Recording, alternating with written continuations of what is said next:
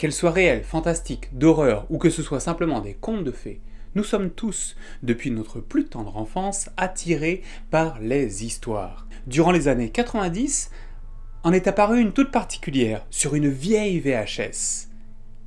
Nanny Lynn. Nanny Lynn, c'est 3 histoires sur une cassette vidéo de 1 heure. 3 histoires pour enfants? Pas si sûr. Générique.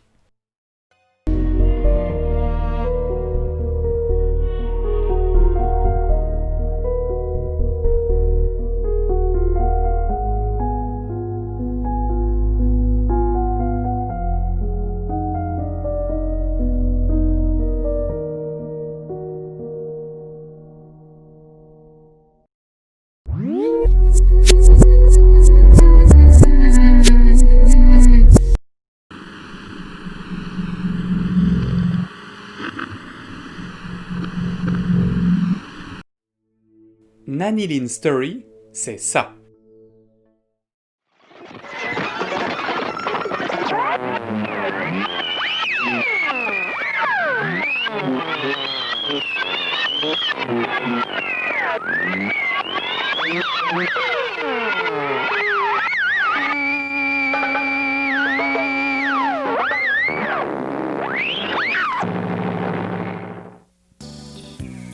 Hello, it's Nanny Lynn.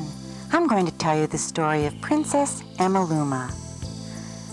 She was a little girl.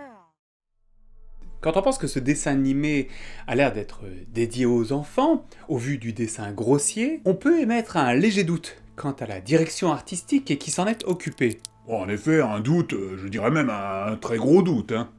Alors certes, il y a un doute lié à la direction artistique, mais il ne faut pas oublier que durant les années 90, les moyens de fabrication pour ce genre de dessin animé étaient quand même assez limités. En tout cas, en parlant de cette forme spécifique de dessin animé, celle faite apparemment par ordinateur. Elle retourna dans la chambre du royaume, remercia son père pour la création de la bulle temporelle et se prépara à embarquer. Son père dit « Attention ma chérie, ne te retrouve pas piégée à 60 millions d'années ». Et au vu du graphisme utilisé, il est très probable que cette dernière ait été créée sur Amiga. And what I'll do is I'll just create a very quick animation for our eyes here. Okay, this is in real time, no magic. Yeah, well, And you're not an artist, right? yes, anyone who knows what they're doing will know that this is You're not, not an artist. This is not an artistic endeavor. But you can see that the animation studio allows me to see back through the paper, Right. the simulation of paper. So we're seeing several cells at once, basically, is that it? Right, and it allows me to get very accurate control over what's happening, and I can see what's going on in the background, which allows me an incredible amount of control. And you can see here in just seconds, I've been able to create an animation before your Very eyes. nice. Ou avec un programme de l'époque appelé Storybook Weaver. You could even double-click the preview as a shortcut. To move objects, click on them, hold the mouse button down, and move the mouse. Now let's select this bear and make some changes. With the bear selected, Ça pourrait correspondre en effet, mais où est-ce que cette vidéo a donc été trouvée? Selon Aaron Dillaway, de la firme Henson Records, l'une de ses amies aurait retrouvé cet artefact lors d'un passage dans une firme de duplication de vidéocassettes dans le Michigan. Cette dernière était originellement enregistrée sous le format PAL. C'est-à-dire, pour faire très très simple, en 25 images par seconde. Et pour le bien du partage et de la notoriété de cette dernière, l'ami de Aaron a décidé d'en créer quelques copies et de les distribuer ça et là au gré des petites fêtes auxquelles elle participait. Comme le petit pousset qui sème des petits cailloux tout au long de son chemin. Quelques années plus tard, une firme de recouvrement vidéo qui vend des vidéos, on va dire, plutôt décalées, comme celle que vous allez voir, appelée 5 Minutes to Live, en recouvra donc une copie et l'implémenta dans sa base de données.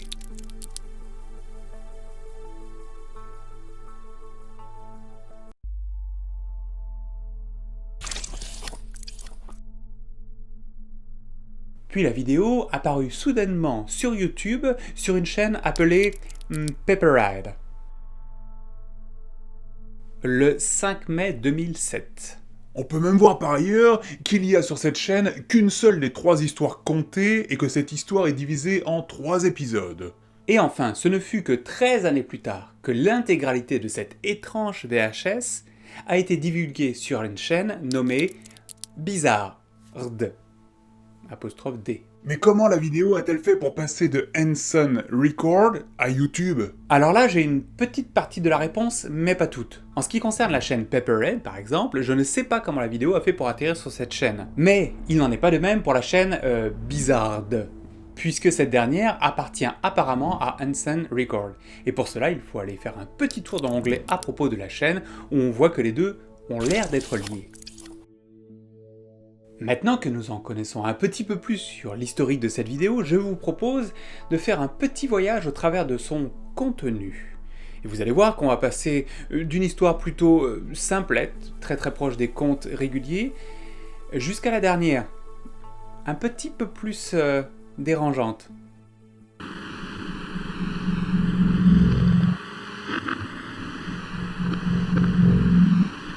Information importante.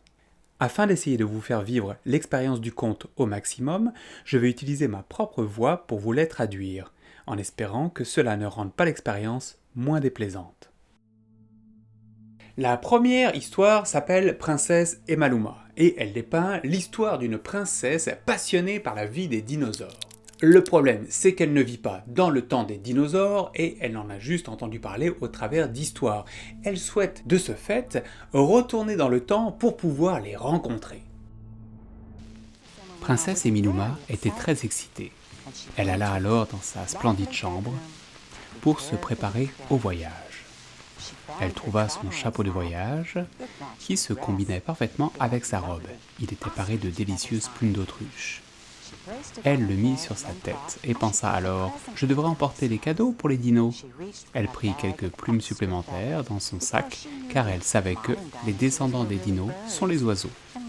Peut-être que leurs ancêtres apprécieront également les plumes. Elle retourna dans la salle du trône, remercia son père pour la création de la bulle temporelle et se prépara à rentrer dedans. Son père dit « Attention ma chérie !» Et son premier réflexe, c'est d'apporter des plumes d'oiseaux. Normal, quoi. Ce qui n'est pas fou, puisque les dinosaures seraient les ancêtres des oiseaux. Alors il devrait avoir une certaine accointance avec les plumes. Elle suivit alors les autres dinosaures, jusqu'à une clairière, où ils se mirent à lui parler tous en même temps. Ils la remercièrent pour les plumes, mais ils parlèrent principalement à quel point ils se sentaient tous magnifiques. Chacun d'entre eux pensait être le plus beau. Et même le tyrannosaure est venu pour dire à quel point ils se sentaient beaux. Ils adoraient tous vraiment les plumes. Non. Et si, puisque lorsqu'elle se mit à offrir les dites plumes aux dinosaures, eh bien ces derniers semblent réellement apprécier ce présent. Ce qu'elle n'avait pas prévu dans sa petite épopée, c'est que plusieurs des dinosaures affublés des plumes iraient se baigner dans un lac. Hélas, en se jetant dans le lac, eh ben les plumes se détachèrent des corps de ces derniers. Il sauta également dans le lac, et la maman Trodon vint aussi.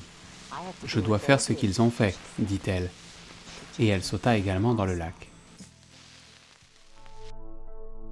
Puisque certains dinosaures avaient encore des plumes et d'autres non, et afin d'éviter la discorde, ils se mirent tous d'accord pour se dire que « on s'en fout des plumes, on les jette en l'air et on va tous se jeter à l'eau. » Que devrions-nous faire ? Princesse Emiluma suggéra que les dinosaures, ayant encore des plumes, sautent dans le lac pour les enlever. Cela devrait être équitable. Alors ils le firent. Même le tyrannosaure sauta dans l'eau, en éclaboussant énormément. Et quand le platéosaure sortit, il était merveilleusement brillant. Et le mini vit ses pointes propres et brillantes. Il était merveilleusement doré. Et comme tout a l'air d'aller excellemment bien dans le meilleur des mondes des petits dinosaures, la princesse Emiluma décide de rentrer chez elle. Princesse Emiluma les rassura sur leur beauté. Même s'ils ne portaient plus de plumes, elle se prépara à retourner dans son époque, dans son château. La bulle temporelle roula, elle entra dedans et s'envola dans le ciel. Elle décida alors de décorer sa chambre de portraits de dinosaures et lorsqu'elle prit la place de son père, en devenant elle-même reine du royaume, elle décida de décorer la chambre du royaume avec des portraits de dinosaures. Je suis perplexe. Pourquoi cela ? Bah parce que là c'est la fin de ta première histoire et il ne semble vraiment pas y avoir quelque chose ni d'étrange ni d'extrêmement dérangeant, ce qui ne va pas vraiment avec la thématique de ta chaîne. En effet, cette première histoire est simple et lisse comme un conte de fées. Je sens que tu prépares quelque chose. Et bien pour cela, il faut continuer notre petit bonhomme de chemin et tu vas vite t'apercevoir que cette ancienne cassette VHS Nanny Lynn Story devient de plus en plus étrange. Passons alors à la seconde histoire, celle qui a beaucoup fait parler. L'histoire de Srebrenica, qui pour les plus férus d'histoire moderne, ne sera pas sans rappeler quelques heures qu'ils se sont déroulées en Bosnie. L'enclave de Srebrenica, limitrophe de la Serbie, était placée sous la protection de l'ONU lorsqu'elle a été prise en juillet 1995 par les forces serbes de Bosnie. Connue sous le nom de... Mais dans cette seconde histoire, Srebrenica n'est pas un village. Non, c'est le nom d'une petite demoiselle. Cette dernière étant née apparemment dans un village lointain. Et vous allez voir que l'histoire est pas mal tordue quand même. Srebrenica était une petite fille, née dans un pays lointain. Son père et sa mère l'ont prénommée ainsi car ils ont entendu parler de cette contrée, de cette ville, qui a un lourd passé, mais en est revenue. La narratrice nous explique bel et bien ici qu'il y a un certain lien entre le prénom de sa protagoniste, Srebrenica, et l'histoire réelle de cette ville de Bosnie. Et un petit peu plus loin, nous allons apprendre que Srebrenica, l'héroïne, va vivre un terrible événement. Elle pensa, mais que va-t-il se passer quand la tempête passera par la fenêtre ? Après tout, elle n'est qu'une petite fille. Et, de peur, elle se blottit à terre, et la tempête passa bel et bien par la fenêtre. Et le vent souffla fort, fort, et soufflait dans les rideaux, et souffla même une partie de la maison, jusqu'à ce que tout dans la maison fût détruit, et la petite Srebrenica, elle se retrouva toute seule. L'enfant se retrouva alors sans parents, sans toit pour s'abriter. Et la suite affirmera cela, puisque la petite va se faire adopter et élevée par une louve. Un rat qu'elle a attrapé et tué. Elle laissa le rat sur le sol de la grotte et repartit en chasse. Srebrenica et ses nouveaux frères et sœurs dormèrent et dormèrent. Jusqu'à Srebrenica commença à sentir la faim. Ils ouvrirent tous les yeux et Srebrenica regarda autour d'elle. Elle aperçut le rat mort. La mère loup était partie et s'assied et attrapa le cadavre. Et en croqua un morceau. Ça n'est pas mauvais. Elle y regoûta et partagea avec ses frères et ses sœurs. Et ils apprécièrent tous le repas. Attends, elle mange du rat, là ? Elle s'en délectera même, et on va apprendre encore plus loin dans le fond de l'histoire qu'elle ne va pas manger que du rat. Elle va aussi manger des vers de terre et bien d'autres choses. Les louveteaux appréciaient leurs amis. Et Charlie le corbeau creusa pour trouver des vers. Et lorsqu'il en trouva un, il le partagea avec son amie Srebrenica. Elle était si sauvage qu'elle mangeait des vers, des araignées, qu'elle trouvait dans les bois. Burk, c'est sympa comme histoire pour les enfants, ça. Mais le souci dans cette histoire n'est pas nécessairement le fait qu'elle mange de la nourriture exotique, mais plutôt les effets secondaires que cette dernière lui apporte, comme ses changements de couleur de cheveux étranges. Et surtout, ses rêves. Il plongea dans d'étranges rêves. « Qui es-tu » demanda Srebrenica. Et le dinosaure répondit « Je suis ton professeur. Tu veux redevenir humaine, n'est-ce pas ? Eh bien, laisse-moi te dire comment faire. Tu dois suivre le chemin dans la forêt, te menant vers la demeure des humains. Tu dois suivre le chemin jusqu'à trouver la maison. Et alors, tu regarderas dedans et imiter les gens à l'intérieur. Parce qu'en vrai, tu es l'une d'entre eux. Tu n'es pas un loup. Et je sais que tu n'es pas un dinosaure. Je suis une race éteinte. Je suis un dinosaure chimérique. Ici, l'histoire prend un tournant intéressant puisqu'on voit qu'elle nous ramène à une partie du premier conte que je vous ai raconté. Ah oui, en faisant référence aux dinosaures. Sous forme de rêve, ordonnant à Srebrenica de revenir dans le monde des humains. C'est spécial. Surtout que l'on retrouve un autre dinosaure, un peu plus loin, qui va lui expliquer que pour retrouver le monde des humains, il faut qu'elle passe par la cheminée d'une maison. On n'est pas très loin quand même ici. Des trames des contes de Grimm ou de ceux d'Andersen. Eh bien, sache que ce que tu dis n'est pas fou, car les deux enfants qu'elle va rencontrer dans la maison s'appellent Hansel et Gretel. Que l'on retrouve dans les recueils des contes de Grimm. Ah, bah tu vois, je suis pas fou, hein. Elle trouva deux enfants endormis, et elle cria « Réveillez-vous, je suis coincée. Sortez-moi de là !» Et les enfants, nommés Hansel et Gretel, la tirèrent et la tirèrent. « On ne peut pas te déloger, tu es coincé. »« Essayez encore, dit Srebrenica. » Et ils tirèrent jusqu'à ce que soudainement ses cheveux restèrent dans les mains des enfants. Srebrenica était vraiment en colère, et elle s'extirpa d'elle-même de la cheminée.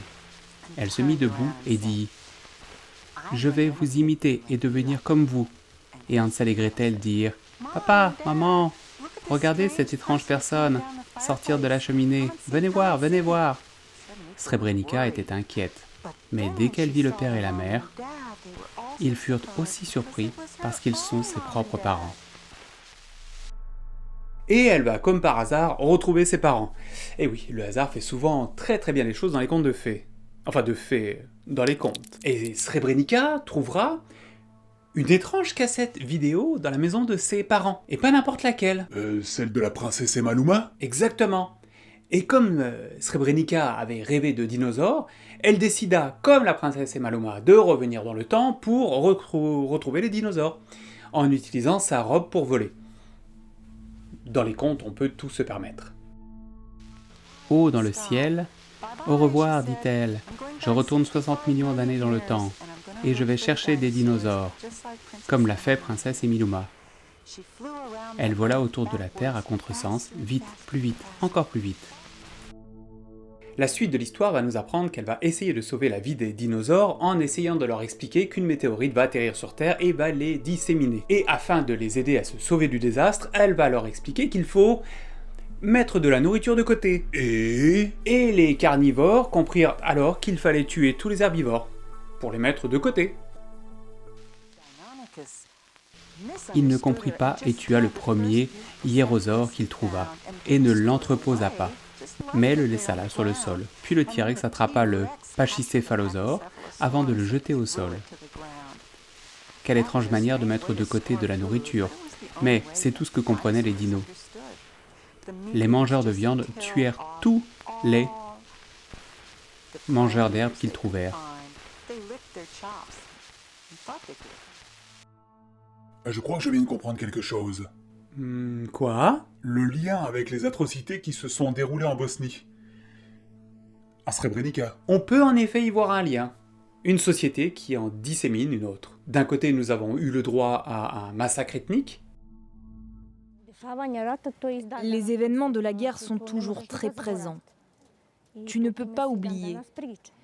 Tout le monde en parle encore aujourd'hui. On ne peut ni surmonter, ni oublier. Et de l'autre, nous avons eu le droit à la dissémination des herbivores par les carnivores. Et elle en trouva plus. Srebrenica trouva les cadavres de plein de dinosaures mangeurs d'herbes. Et s'inquiéta. « Oh mon Dieu, je n'ai pas dit la bonne chose. Rien ne fonctionne comme prévu, pensa-t-elle. N'y a-t-il aucun moyen de sauver les dinosaures pour ne pas qu'ils disparaissent ? Que puis-je faire, pensa-t-elle. Et durant la suite de l'histoire, notre chère héroïne va se voir manger ses cheveux par un dinosaure avant que la météorite arrive sur Terre et explose tout. Mais il ne pouvait comprendre de quoi elle parlait. Puis cela arriva. Ils virent une explosion à l'horizon et une fumée d'étranges couleurs envahit le ciel. Srebrenica leur dit « Il est presque trop tard, s'il vous plaît. Récoltez vos fleurs pendant qu'il est temps. » mais les herbivores ne comprenaient pas. Elle réussira toutefois à revenir dans son époque avec dans sa petite poche un œuf de dinosaure qu'elle va faire couver par un de ses amis, un opossum. Avant que... Peut-être va-t-il éclore, dit le corbeau, avant que tous repartirent pour une belle sieste. Puis la nuit tomba. Et au milieu de la nuit, l'œuf a éclos, et de l'œuf émergea un bébé dinosaure. Et la fin de cette histoire est assez simpliste, le dinosaure grandit, perd tous ses amis car il est de trop grande taille pour eux, il vit une vie de solitude, et voilà. Ok, moi, les dessins de cette histoire sont quand même assez étranges. Il y a un lien vraiment intéressant qui est fait entre la réalité, au travers du village de Srebrenica, et cette héroïne du même prénom. Intéressant.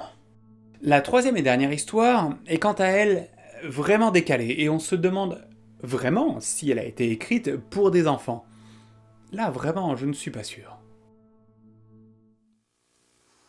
It's going to be called The Story of Bob the Blob. Once upon a time. L'histoire de Bob le Blob. Et ici, nous allons entrer dans un tout autre monde, le monde de la science. Un scientifique, au soir venu, quitte son laboratoire et laisse sur son comptoir un étrange liquide. Durant la nuit, de cet étrange liquide va surgir un petit être. Avec ses petites bottes bleues, et il se vit dans une coupole, et l'escalada, et annonça soudainement « Je suis Bob le Blob », un tout nouveau petit garçon.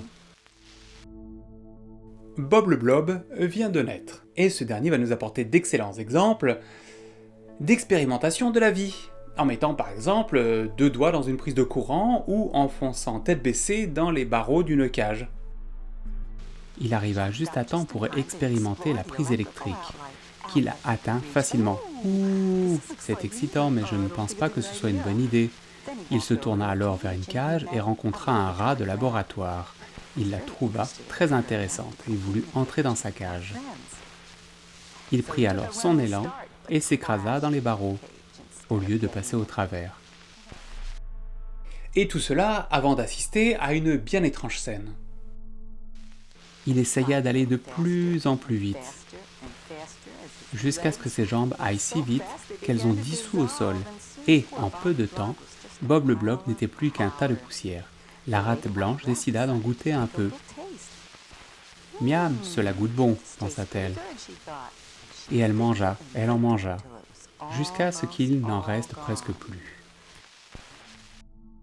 Attends, Bob le Blob se fait manger par un rat. Oui, et tu n'as pas encore tout vu, puisque par la suite, ce rat va se transformer en grenouille, puis en lézard, puis le scientifique va revenir dans son laboratoire, attraper le lézard et commencer à faire des expériences sur lui. Il injecta plus d'antibiotiques dans le lézard, pour qu'il redevienne un rat. Mais au lieu de cela, le lézard tomba au sol et commença à devenir encore plus gros qu'auparavant. Avec tous ces nouveaux antibiotiques, il devenait immense, immense. En fait, tellement grand qu'il réalisa qu'il devait sortir par la fenêtre, avant qu'il ne devienne plus gros que la maison. Puis le lézard grandit tant que la maison ne pouvait plus le contenir, et il se transforma encore. En quoi? En chat géant.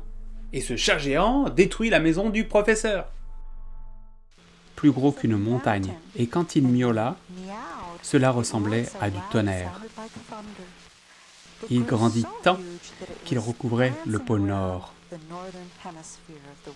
causant tout plein de terribles événements climatiques. Et là, nous allons assister à une scène des plus inattendues.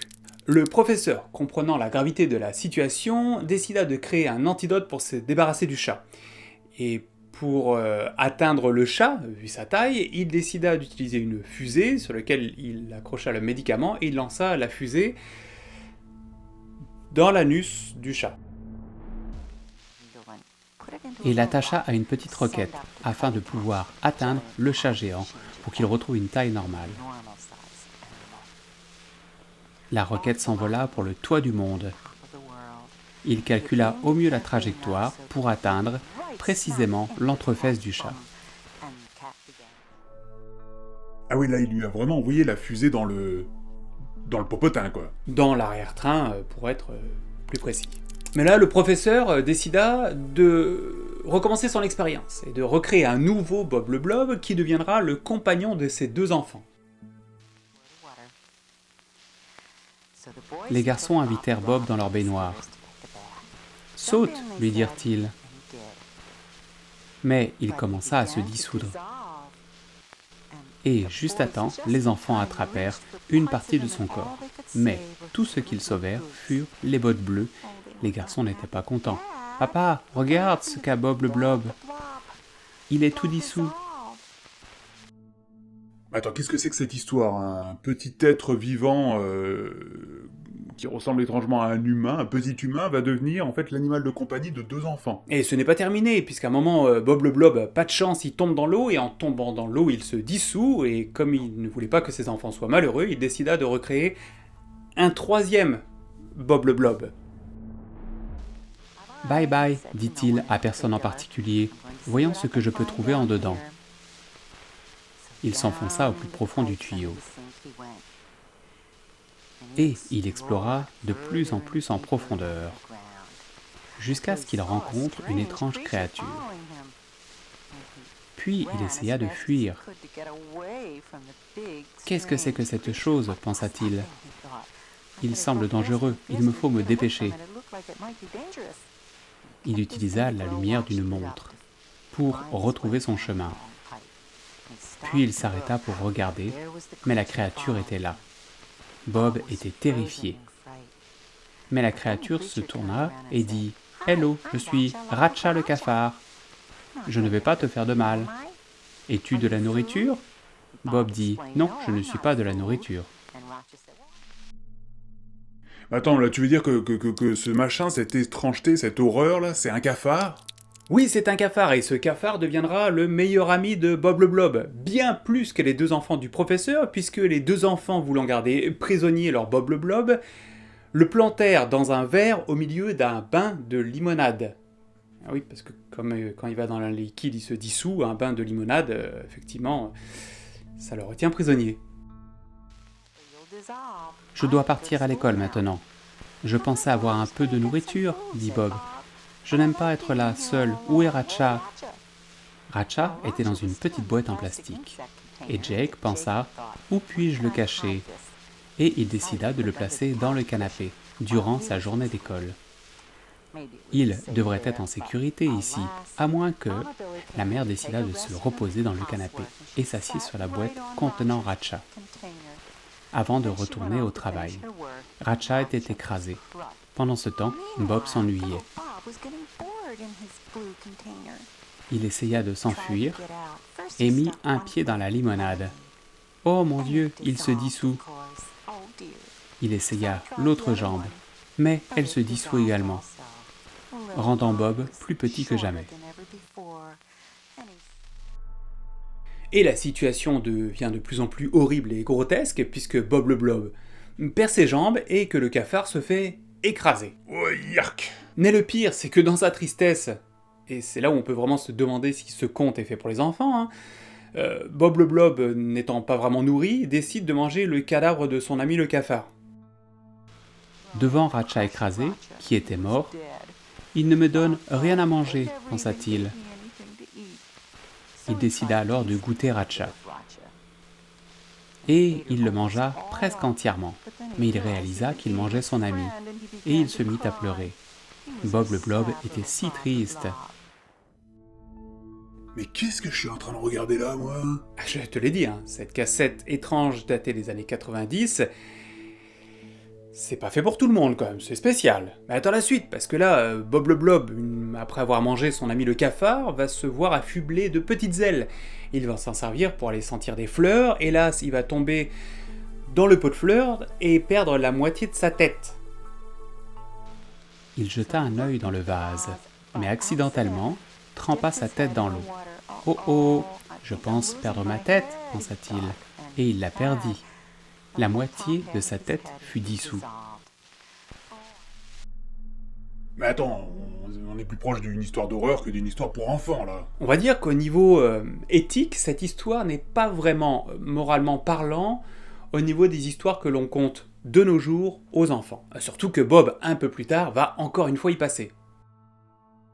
Je peux jouer avec vous ? Il s'arrêta et fut soudainement bousculé par l'une des aiguilles de Srebrenica.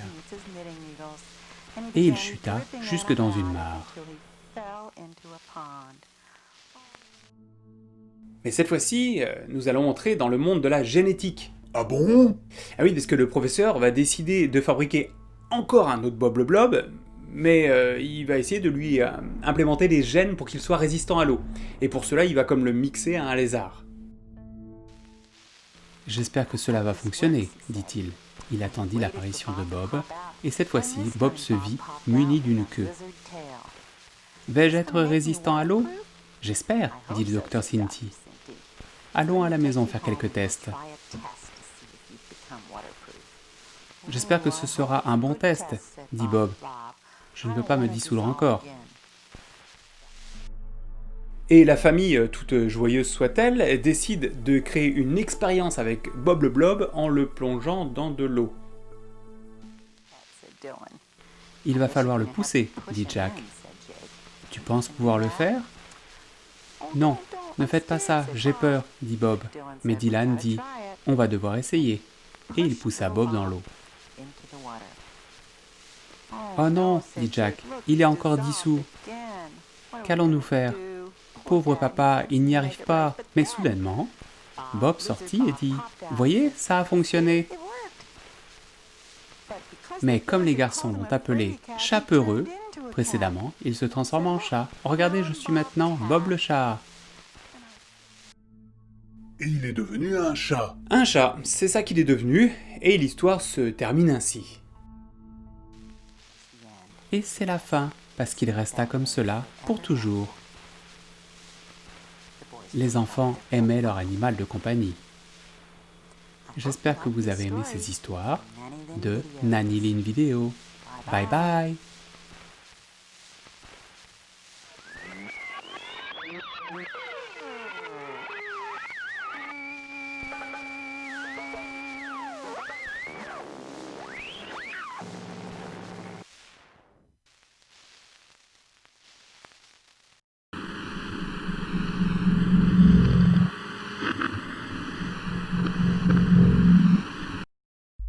La vidéocassette VHS Nanny Lynn Story a posé beaucoup de questionnements, tant par son ambiance sonore, avec cette voix de Nanny Lynn, I hope this works, he said. And he waited for Bob to pop out, and this time Bob popped out with a lizard tail. Is this going to make me waterproof? I hope so, said Dr. Cinti. I'm going to take you home and we'll try a test. qui semble parfois beaucoup trop calme et posée au vu des situations qu'elle raconte, et également à cause de cette ambiance graphique.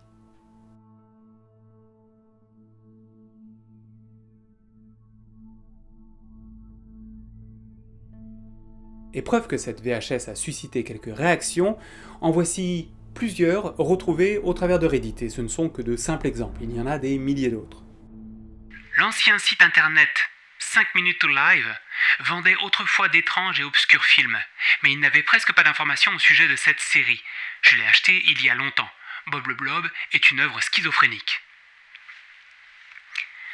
Un court-métrage animé effrayant à propos du massacre de Srebrenica, avec une étrange voix narrative, étrangement détachée. Quelqu'un, donnez-moi de la weed, j'ai envie de le regarder sans avoir une attaque de panique. On dirait quelque chose qu'un tueur dérangé aurait créé durant une séance d'art thérapeutique.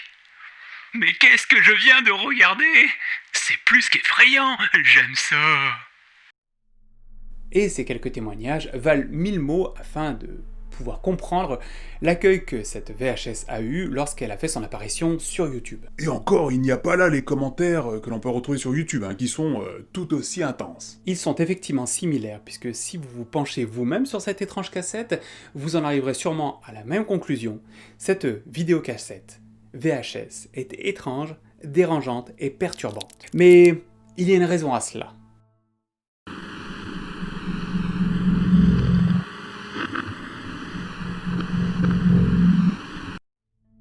Avant de voir qui est exactement à l'origine de cette vidéo, il est important de remettre en place l'entreprise qui a permis sa distribution. Ah, tu parles de Henson Record. En effet, puisque Henson Record, comme toute firme, a une ligne directrice artistique qu'elle met en place. Et comme je le dis un peu plus tôt, parfois une image vaut 1000 mots, et bien voici le genre de choses qu'ils aiment mettre en avant.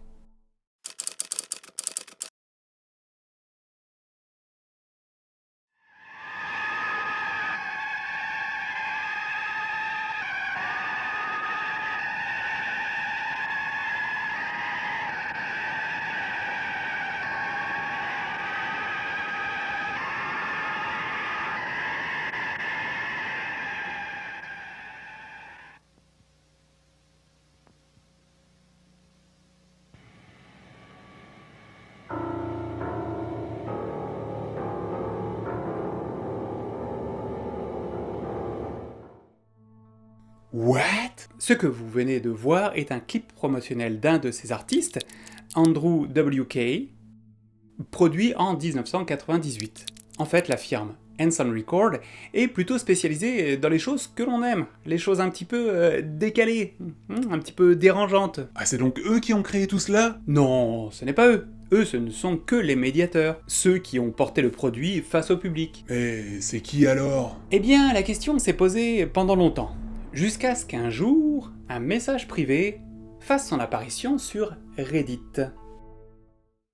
J'ai fait la vidéo sur un Amiga pour mes petits-enfants alors en préscolaire durant les années 90, alors qu'émergeait la guerre en Bosnie.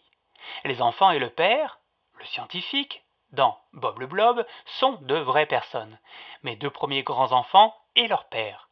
Ce dernier est très occupé actuellement en tant que professeur en maladies infectieuses à l'Université médicale du Michigan et en tant que conseiller auprès de la gouverneure Whitmer sur la question du Covid-19. Ces enfants étaient des fous de dinosaures durant leur enfance et m'ont appris leur nom.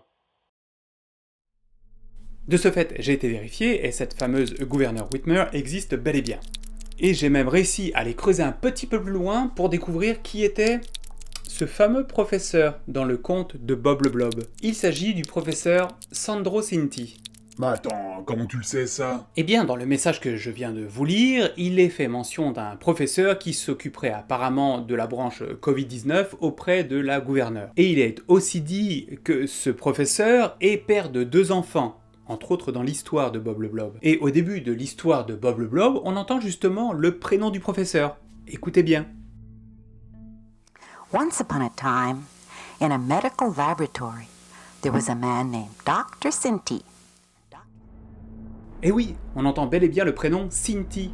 Et le seul monsieur Cinti ou professeur Cinti proche de la gouverneure, eh bien c'est lui. Donc, par déduction, ce professeur, eh bien c'est ce professeur. Mais qui est la personne ayant écrit le message? Le premier, celui qui dit « c'est moi qui suis à l'origine de ce dessin ». Et que je l'ai fait sur Amiga. Eh bien la réponse, je l'ai trouvée suite à plusieurs recherches, et il s'agit d'une madame appelée Lynn Hochberg. C'est elle qui aurait vraisemblablement écrit ces 3 histoires. Et il suffit pour cela d'aller voir sur Twitter, où elle en parle ici. Ça a été extrêmement difficile de créer ces animations sur le programme disponible sur la plateforme Amiga durant les années 90, lorsque je suis devenue grand-mère et que j'essayais d'amuser mes petits-enfants. De fait, nous avons désormais la créatrice, Lynn Hochberg, l'inspiration, le professeur Cinti, l'outil de travail, l'Amiga, et celui qui a partagé le contenu, Henson Record.